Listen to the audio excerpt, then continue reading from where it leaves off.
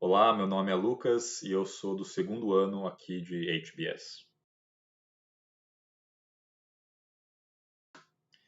Aqui em HBS, o MBA ele é de 2 anos. No primeiro ano você tem o Required Curriculum, que são matérias obrigatórias que todos os alunos fazem, matérias de liderança, marketing, finanças, contabilidade, operações, ou seja, fundamentos de General Management. E no segundo ano você tem o Elective Curriculum, ou seja, no segundo ano os alunos podem escolher as matérias que eles quiserem e montar a grade que eles quiserem.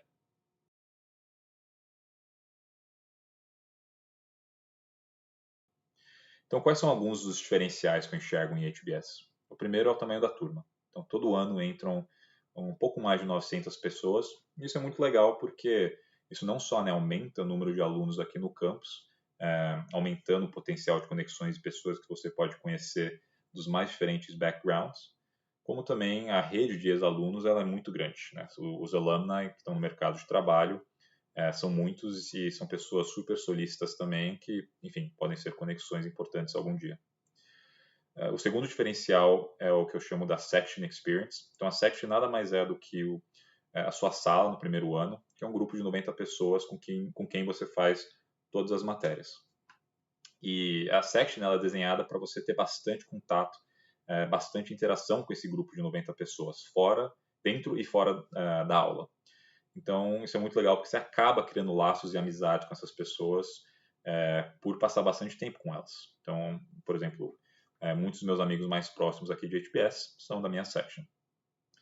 O terceiro diferencial é o Financial Aid. Então, em HBS, né, quando você está aplicando para o MBA, você aplica, quando você passa, depois você começa a fornecer informações para receber o Financial Aid.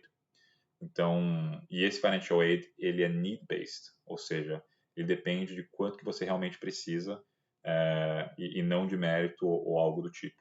Então, isso é muito bacana e né, esse financial aid costuma ser generoso, principalmente com alunos do Brasil. E o quarto diferencial é, né, mesmo para quem consegue financial aid, muitas pessoas elas pegam um empréstimo. E uma coisa legal aqui é que Harvard tem o próprio banco sem fins lucrativos que concede empréstimos a taxas muito, muito mais baixas do que outros bancos mais tradicionais no mercado. Então isso ajuda muito também mais para frente quando se você tiver que pagar de volta essa dívida. E um quinto diferencial é o fato de que Harvard tem vários prédios de moradia aqui no campus. Então, 90% dos alunos eles moram dentro do campus e isso é muito legal porque o processo de aluguel ele é muito mais simples, o preço do aluguel também ele é muito mais atrativo. A maioria dos alunos acabam ficando aqui na região do campus ou dentro do campus, passando o dia dentro do campus, então isso é legal também para alimentar, digamos, essa interação e esse potencial de conexões. E, logisticamente, também é muito mais fácil, principalmente no inverno, para chegar na sala de aula. É uma caminhada ali de 2, 3 minutos no máximo.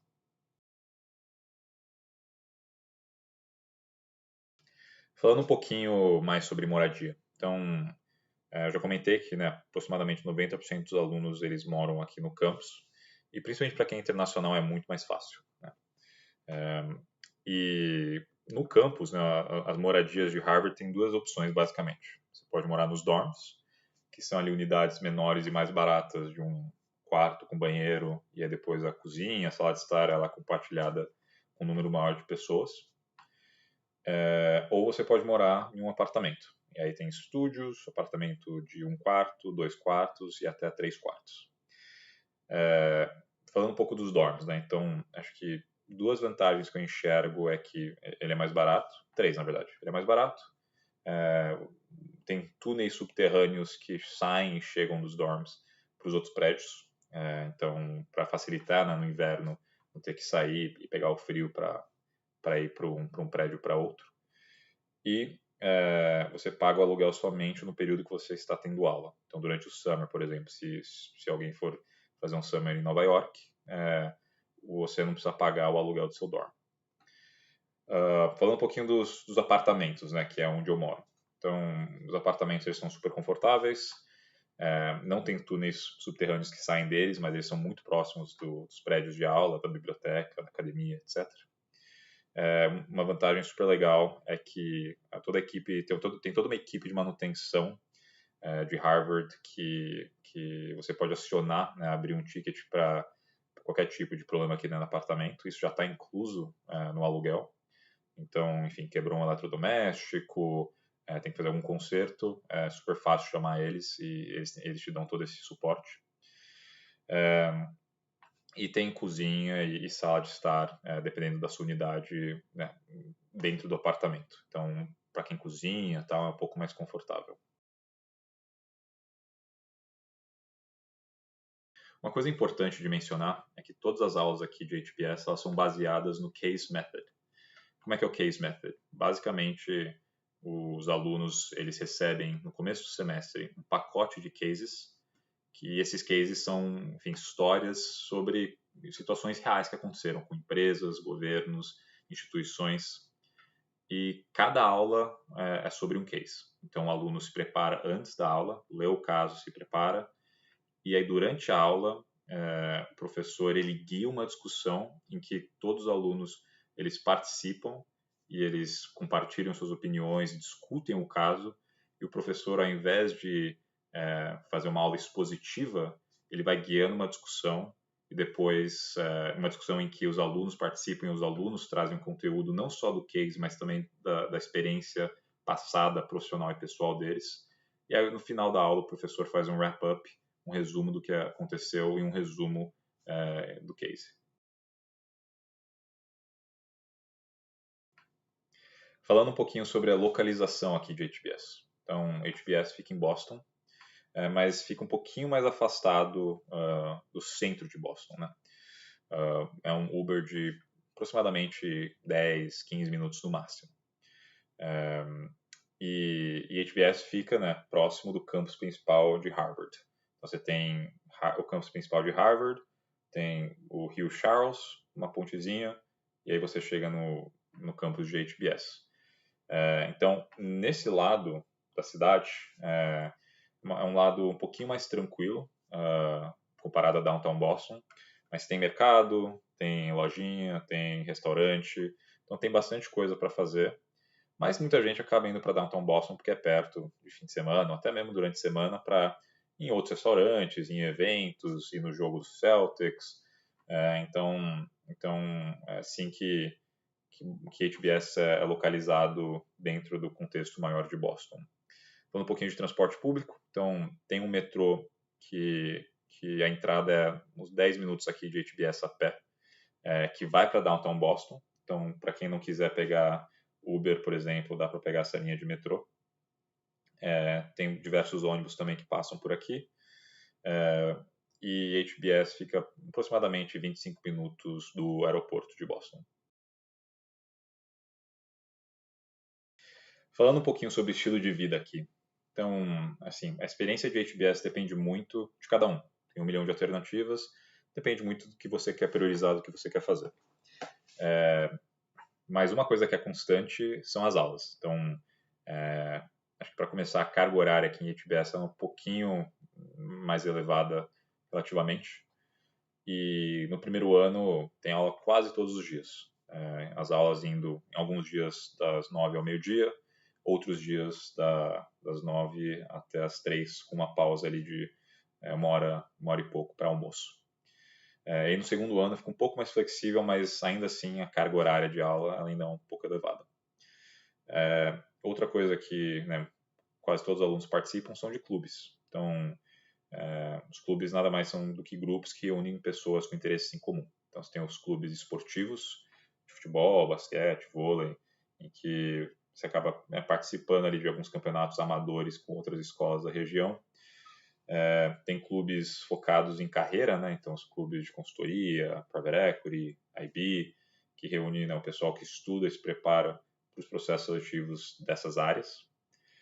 Tem clubes culturais, então, por exemplo, a gente tem o Clube Luso Brasileiro, que reúne os brasileiros e os portugueses para alguns eventos e socialização. E tem clubes parecidos para outras culturas também. E tem clubes um pouco mais aleatórios, assim, bem focados em hobbies mesmo. Então tem o clube da galera que gosta de degustar vinho, o clube da galera que gosta de esquiar. Então tem de tudo e o seu nível de envolvimento depende muito do que você quer colocar de esforço. Então tem gente que quer liderar esses clubes, tem gente que só quer participar dos clubes e das atividades. Uma outra coisa que vale mencionar daqui de HBS, que é super legal, é a academia, ou melhor, o centro esportivo chamado SHAD. Então, é muito legal, é um centro esportivo que ele é exclusivo para os alunos aqui de HBS, e ele é gigantesco, ele tem ali 4 quadras de tênis, diversas quadras de squash, tem quadras poliesportivas, pista de corrida, tem academia, né, com pesos, tem um hot tub, tem sauna, enfim, tem acompanhamento de profissionais também para quem quer. Então, assim, é sensacional e também é um espaço que a maioria dos alunos frequenta.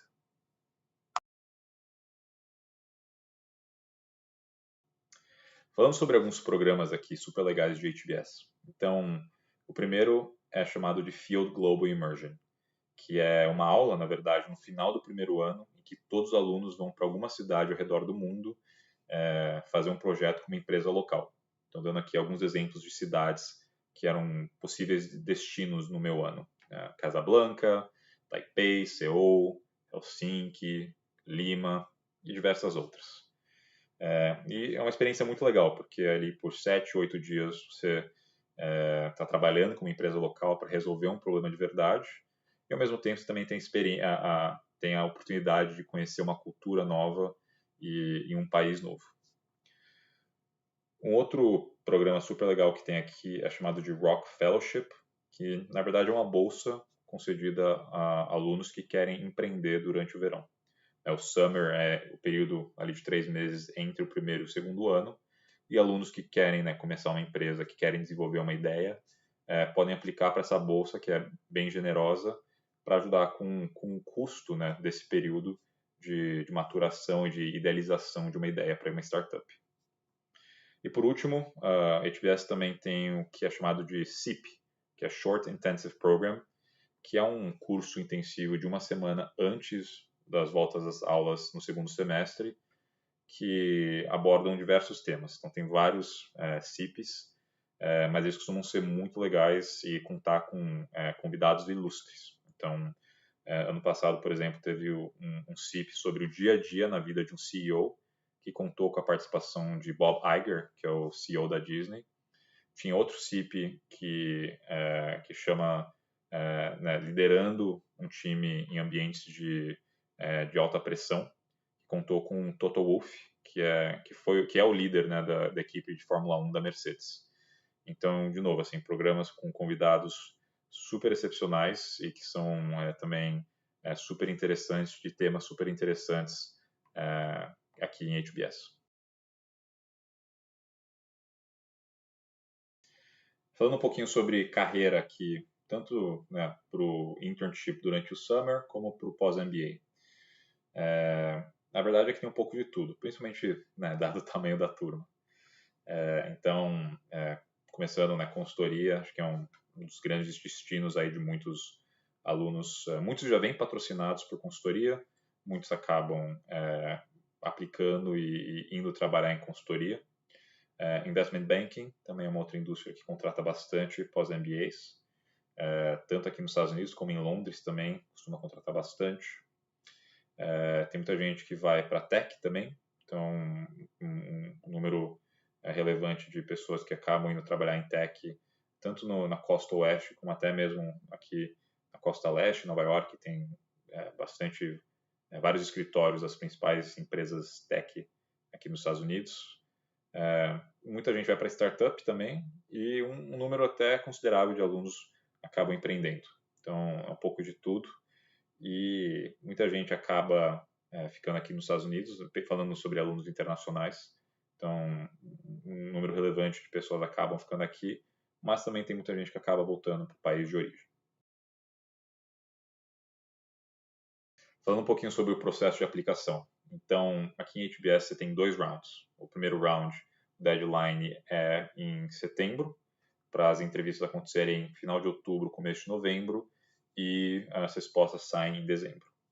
E o round 2, o deadline é em janeiro, as entrevistas acontecem em fevereiro e a resposta sai em março. As provas são como os outros MBAs, então é o GMAT ou GRE. Os essays, eles são 3 essays de 250 palavras cada, então são 3 essays curtos, mas vale mencionar que 2 anos atrás era diferente e mudou recentemente, então sempre vale checar o site para ver qual que é, se o modelo de essays mudou. Não tem vídeo, então não é necessário gravar vídeos para o processo aqui de HBS. As cartas de recomendação são 2, então e as perguntas são parecidas com as outras escolas. Então a primeira pergunta é sobre o potencial e desempenho do candidato em comparação com seus pares, e o segundo essay, na segunda pergunta na carta de recomendação, feedback mais valioso dado ao candidato. Então, mas são 2 cartas que endereçam essas perguntas. E a entrevista é um pouquinho diferente das outras escolas. Então, é uma entrevista um pouco mais curta, de 30 minutos. Quem entrevista é normalmente uma pessoa que trabalha no Admissions Office aqui de HBS. Então, raramente é algum ex-aluno, normalmente são pessoas que trabalham aqui em HBS, que têm como principal atividade, né, fazer essa seleção de alunos. E é uma entrevista em que as perguntas feitas são, assim, perguntas específicas sobre a sua experiência passada, e são perguntas rápidas. Então, é um modelo de entrevista um pouco diferente.